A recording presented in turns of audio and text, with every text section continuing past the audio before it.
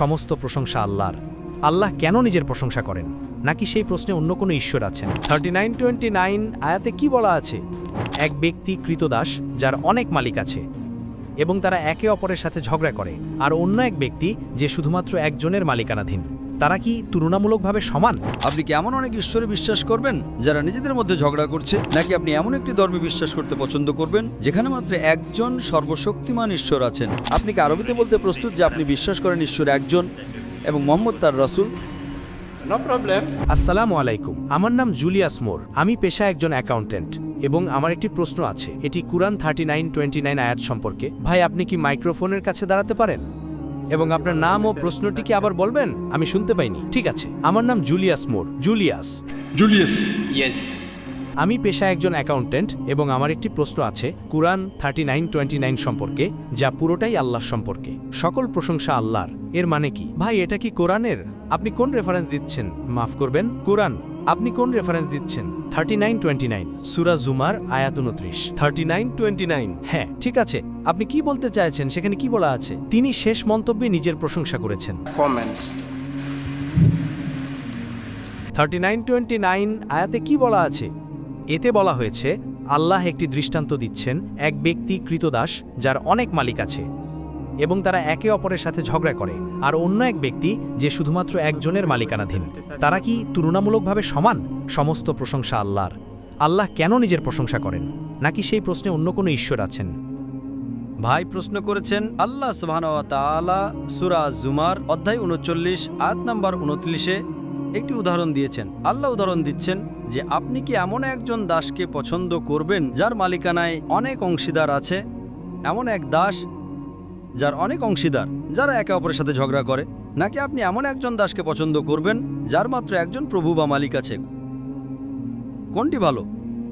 এটা তাদের উদাহরণ যারা শিরক করে এবং যারা তাওহীদে একত্ববাদে বিশ্বাস করে। আল্লাহ তুলনা করছেন যে আপনি কি বিশ্বাস করেন একজন ব্যক্তির অনেক ঈশ্বর থাকতে পারে, নাকি আপনি শুধুমাত্র এক ঈশ্বরে বিশ্বাস করা পছন্দ করবেন? আপনি কি এমন অনেক ঈশ্বরে বিশ্বাস করবেন যারা নিজেদের মধ্যে ঝগড়া করছে? আপনি জানেন কিছু ধর্মে বৃষ্টির দেবতা, সূর্যের দেবতা, মেঘের দেবতা আছে, আর এক দেবতা অন্য দেবতার সাথে যুদ্ধ করছে, এক দেবতা অন্যকে পরাজিত করছে। এই ধরনের দেবতায় কি বিশ্বাস করবেন আপনি? নাকি আপনি এমন একটি ধর্মে বিশ্বাস করতে পছন্দ করবেন যেখানে মাত্র একজন সর্বশক্তিমান ঈশ্বর আছেন? আপনি কোনটি বিশ্বাস করবেন?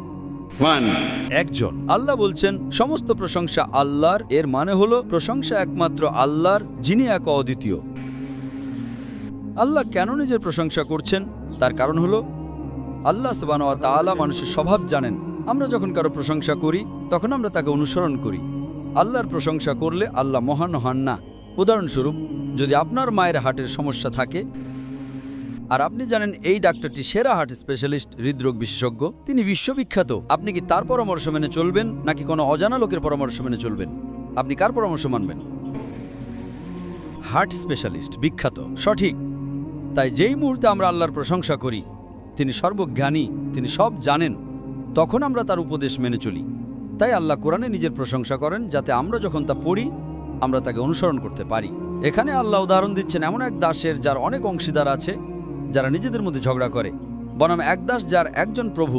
আপনি যদি ইসলাম অনুসরণ করেন সেখানে এক ঈশ্বর সর্বশক্তিমান। আপনি যদি অন্য ধর্ম অনুসরণ করেন, এক ঈশ্বর অন্য ঈশ্বরের সাথে যুদ্ধ করছে, এক ঈশ্বর অন্যকে পরাজিত করছে, এক ঈশ্বর তৃতীয় ঈশ্বরকে ভাড়া করছে প্রথম ঈশ্বরকে মারতে।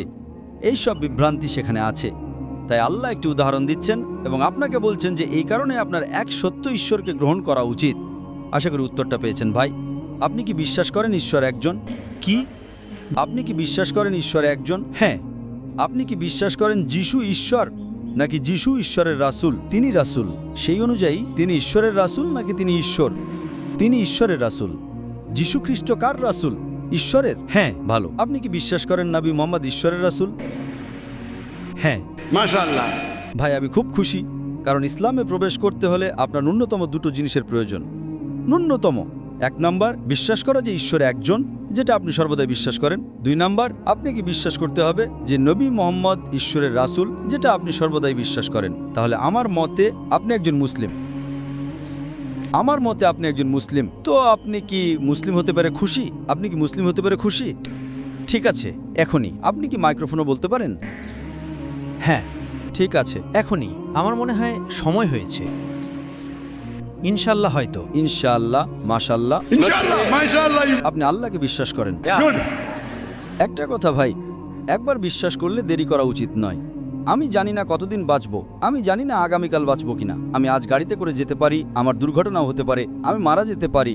তাই আমি যদি ভালো কিছু করি, আপনি কি একমত? হ্যাঁ। কারণ আগামীকাল যদি আমি করি আর আজ যদি আমি মারা যাই তাহলে কি হবে?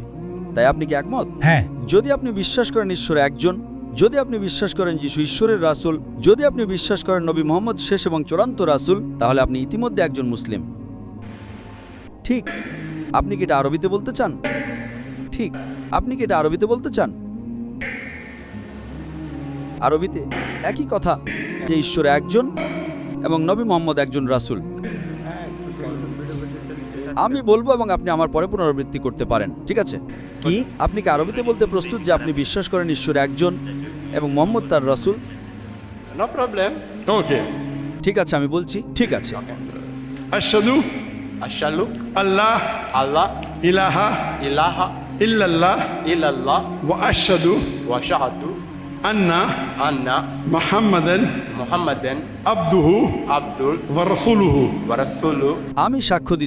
আমি সাক্ষ্য দিচ্ছি যে কোনো উপাস্য নেই আল্লাহ ছাড়া, কোনো উপাস্য নেই আল্লাহ ছাড়া, এবং মোহাম্মদ হলেন রাসূল এবং বান্দা আল্লাহর।